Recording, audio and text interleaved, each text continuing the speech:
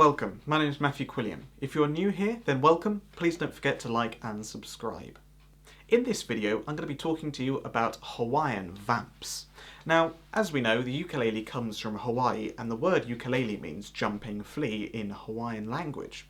And so I feel like I should be exploring some Hawaiian musical theory on this channel, and this is the first of such videos, and we're going to be talking about Hawaiian chords and Hawaiian voicings of those chords, and how to put them together to make our playing sound more Hawaiian. Now, there's a concept called the Hawaiian Vamp, which is very key to Hawaiian music, especially sort of ukulele Hawaiian music. And it's where players will get to the end of a song and they've got a little bit of time to fill before they might go back and do the next section or whatever, and so they fill that space with a Hawaiian Vamp. I played one at the start of the video. That was in the key of F. But you can do them in all sorts of keys, like in C, or even G. And they all sound really Hawaiian.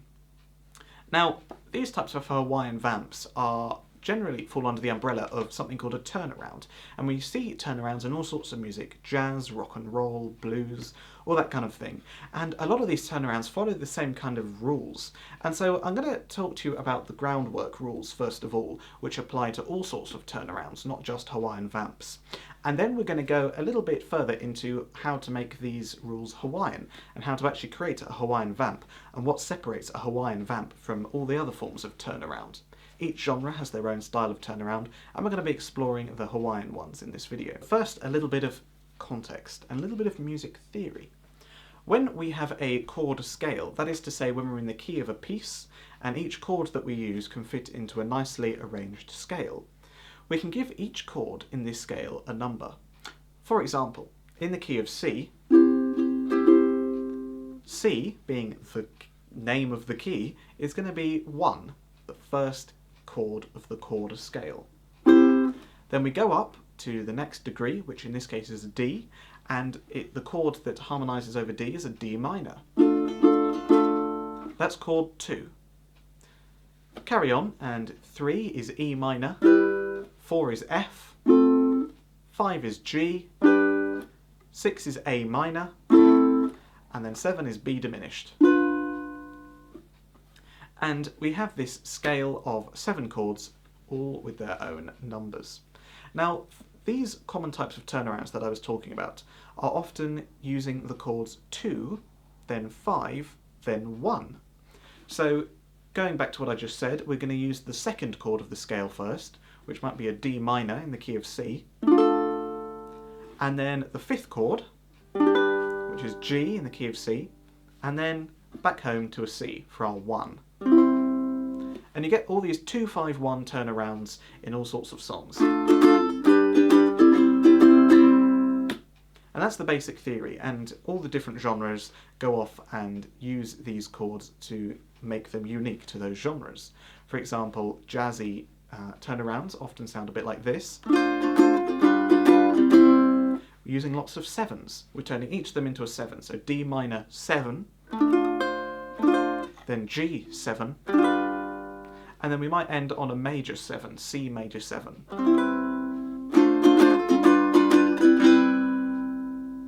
Alternatively, something you can do is change the quality of the 2 chord and have it as a major chord. So you'd have a D.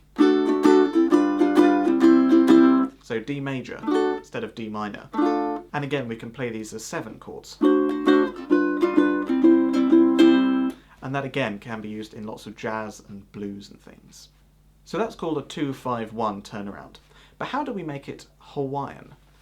Well, Hawaiian music uses a lot of Hawaiian voicings on the uke that we may not be so familiar with in our kind of UK-based tradition of reading from song sheets and playing basic chord positions, such as our normal F, normal G7, normal C, normal G, A minor, that kind of thing. We often use these same chord shapes, and these are absolutely fine. But the Hawaiians have a particular way of going about playing these 2-5-1s. And I'm going to show you a few examples and a few keys, and you'll be able to see what I mean. Let's go to the key of C first of all. We may know that this shape can be called a D7. The There are two main ways of playing a D7 on a ukulele. There's that way and there's also this way. Now this way is technically more authentic as a D7, given that it actually has a D note in the chord. This way, however, does not have a D. We have an A, a C, an F sharp and another A. So technically it's an F sharp diminished chord. But you don't need to worry about that. It can be used as a D7 because it has enough of the notes of a proper D7 to still function like a D7 chord. Of course though, because it is missing that D, even though it can function as a D7, there's still something a little missing, which gives it that really kind of different feel. It's almost a D7, but not quite. Good enough, but not quite there. And that is what the Hawaiians love, and so sometimes that shape is known as the Hawaiian D7. And so if you're doing a Hawaiian vamp in the key of C, use that position as a D7. And it works really nicely. The next thing to do is to realise that Hawaiians have this tradition of turning the final chord into a 6 chord. So this is our regular C chord, we all know and love this one. But an even easier chord is a C6. We have the 3 notes that make up a C chord in these strings, C, E, G, I'm using a low G, but we also have the A, the open A string as well. That's the 6th degree of the C scale, C, D, E, F, G, A. And so the Hawaiians will end on the 6th chord as well. So a whole Hawaiian vamp in key of C would sound a bit like this.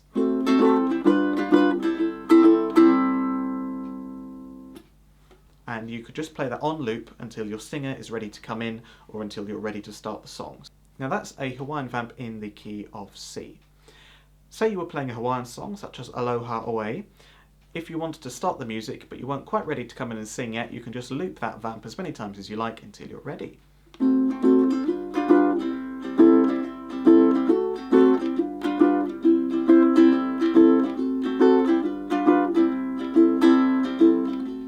Here we go. Aloha Oe, Aloha Oe. See how nicely it works? Let's look at one in the key of F. This is one that I really like as well. And so we're going to be using the chords of G7, C7 and F as our founding chords, as a 2-5-1 in the key of F. I'm sure we all know those shapes. But let's make them Hawaiian. Let's look at the first chord first of all, a G7. Well, how about we take this note here, this B, and take that finger off and put the B on the G string. Now I'm using a low G, so I'm going to get this low B. But this shape is still entirely possible on a high G instrument as well. So we end up with this shape. Ignore my ring finger, it's kind of hard to get it out the way to show you the shape. But essentially we've got this original G7, you take that finger off and instead put our little finger on the 4th fret of the G string. This gives us a G9 of sorts. Because this A is the 9th degree of the G chord. The next chord we could perhaps go to is, instead of our regular C7, we can play the B flat on the G string as well, and leave the A string open. So that's the C7 shape. So we've just gone from a G7 to a C7 like that. That's really nice because in the low G string we have this descending chromatic line between those two. Meanwhile we have the pedal of the open A string to really make this sound Hawaiian. And we're going to end on the F chord, which continues that chromatic line in the G string, because you end up with fret 4, 3, 2.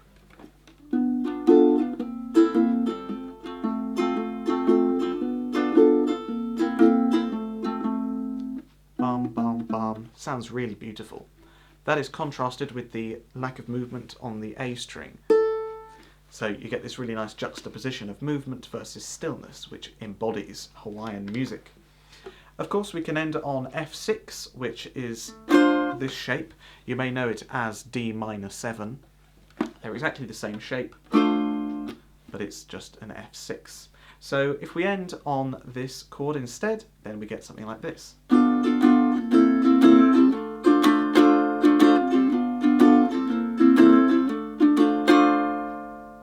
Something really nice to do as well. Let's look at one more in the key of G. Our 2-5-1 would be A, D, G.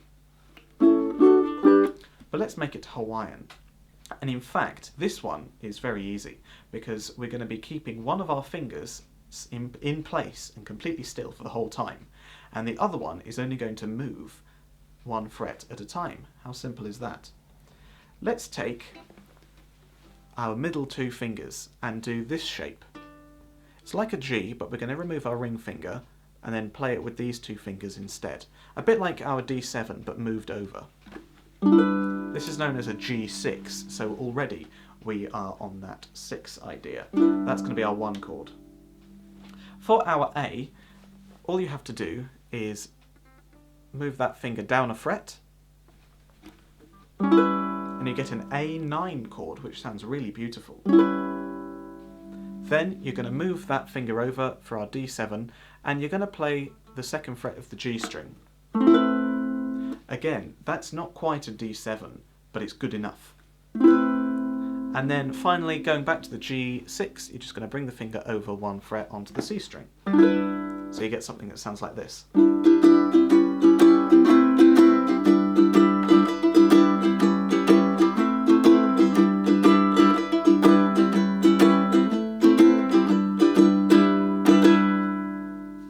How beautiful is that? Again, we've got this really chromatic, minimal movement going on, juxtaposed against the complete stillness of that pedal, which is a B note there. That again embodies Hawaiian music, and it's really, really lovely. A final tip I would give you is that when you change chord, you don't have to change chord immediately. You can perhaps leave a beat of open string and then put the fingers down on the 2nd beat, and you get this sort of open-closed kind of feel, which gives the music a little bounce. Let's go back to the one in the key of F.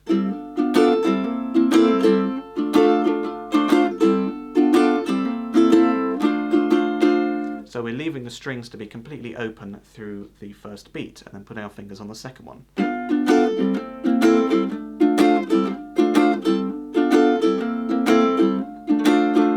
Which has a really nice bouncy Hawaiian effect as well. And you can do it in all the keys.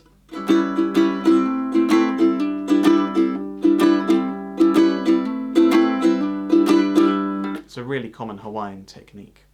And there you go, that's my little crash course on Hawaiian Vamps. See if you can find some more in other keys. That's just an introduction to Hawaiian Vamps. You don't have to stick to those little rules. You can have your own little movements and adjustments and variations, and of course do some in other keys as well. Let me know how you get on. If you want to learn more about Hawaiian music, then I will be doing a few more videos on this channel, but I also recommend you check out the channels of Stephen Espinola and Jonah Davis as well, who have some great material on there all about learning Hawaiian music. Thank you so much for watching. If you would like to support me further, then you can subscribe and like this video, and you can also back my Kickstarter project. I'm releasing a debut album coming out very soon called Cold Red Machine. I'm going to put a trailer to the Kickstarter project at the end of this video, so if you're interested in helping me get my debut album off the ground, then stay tuned for that. Thank you so much. Take care. Bye.